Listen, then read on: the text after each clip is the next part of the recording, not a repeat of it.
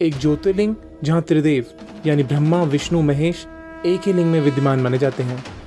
जी हाँ, हम बात कर रहे हैं भगवान शिव के 8वें ज्योतिर्लिंग यानी त्र्यंबकेश्वर ज्योतिर्लिंग की। यह महाराष्ट्र में स्थित है। आइए सुनते हैं इसके पीछे की कहानी। बहुत समय पहले की बात है, जब ब्रह्मगिरि पर्वत पर महर्षि गौतम और उनकी पत्नी देवी अहिल्या तपस्या कर रहे थे।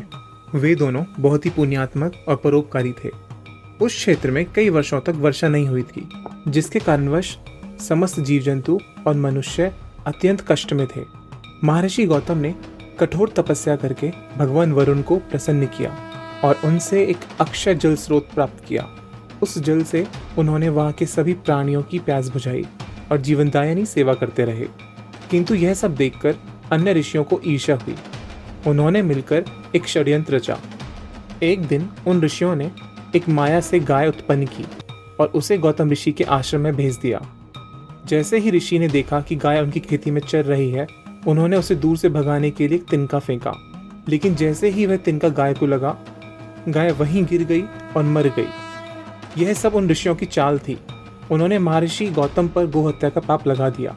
महर्षि गौतम अत्यंत दुखी हुए और उन्होंने पाप मुक्ति हेतु कठोर तपस्या की। उन्होंने भगवान शंकर की घोर तपस्या की और विनती की कि वो उन्हें इस पाप से मुक्त करें। भगवान शंकर प्रकट हुए और उन्होंने बताया कि इस पाप से मुक्ति केवल तभी संभव है जब माँ गंगा धरती पर आकर उन्हें स्पर्श करें। तभी महर्षि गौतम ने माँ गंगा को पृथ्वी पर अवतरित करने का आदेश दिया।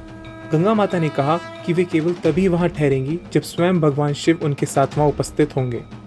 यह सब देखकर भगवान शिव तैयार हुए। अतंत भगवान शिव, भगवान ब्रह्मा और भगवान विष्णु तीनों उस स्थल पर प्रकट हुए। शिवजी ने गंगा को अपनी जटाओं में स्थान देकर वहां प्रकट किया। इस पर भगवान शिव ने ब्रह्मगिरि पर्वत पर स्वयं को लिंग के रूप में स्थापित किया, जो आगे चलकर हम सभी त्र्यंबकेश्वर ज्योतिर्लिंग के रूप में जानते हैं। गंगा माता ने वहीं प्रकट होकर जलधारा बहाई, जिसे हम सब गोदावरी नदी के नाम से जानते हैं। यही कारण है कि गोदावरी को दक्षिण गंगा भी कहा जाता है। यहाँ स्नान, ध्यान और पूजन करने से समस्त पापों का नाश होता है और मोक्ष की भी प्राप्ति होती है।